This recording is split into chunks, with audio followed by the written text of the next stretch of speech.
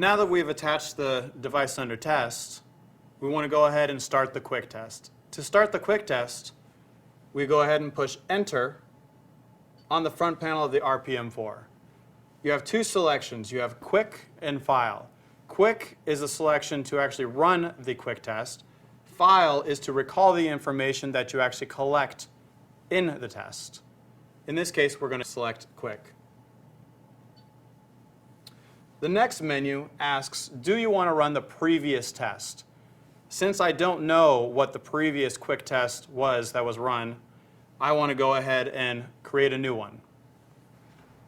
We're going to select, no, I do not want to run the previous one. The next menu is units. Since we have the 10,000 PSI gauge, since it's in PSI, we're going to select PSI on our RPM4 to be consistent.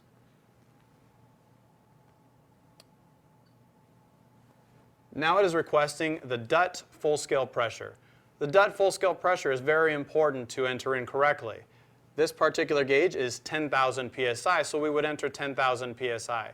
If you had a 5,000 PSI gauge, you would enter in 5,000 PSI. This is important because the RPM4 will automatically adjust the upper limit to protect the device that you're testing. Since we have 10,000, I'm going to go ahead and enter in 10,000. Push Enter to acknowledge. Now it's asking the accuracy of the device you're calibrating. This gauge happens to be 0.25% full scale, which is default. This is also important to be correct on because this adjusts the stability limits to give you the indication that it is okay to take your point. The red and green on the ready, not ready light, which you will observe throughout the test. Test increments. This is what pressures do you want to go to?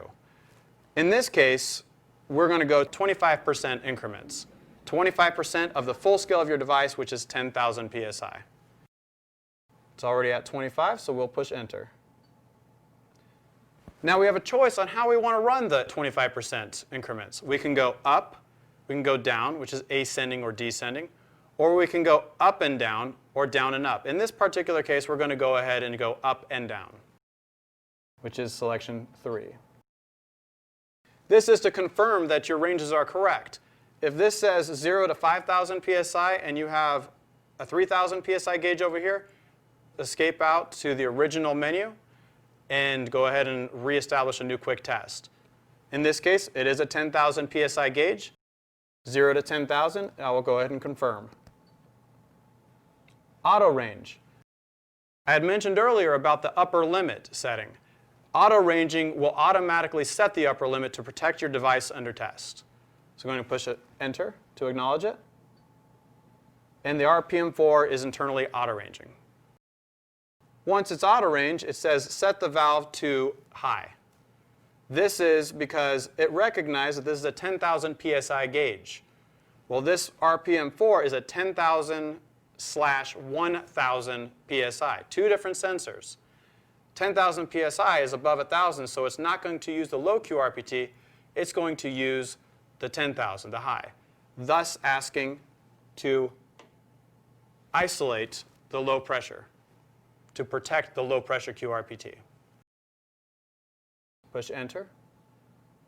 Now it's asking you to exercise. If you wanted to exercise, you would make sure that the test isolation valve is open.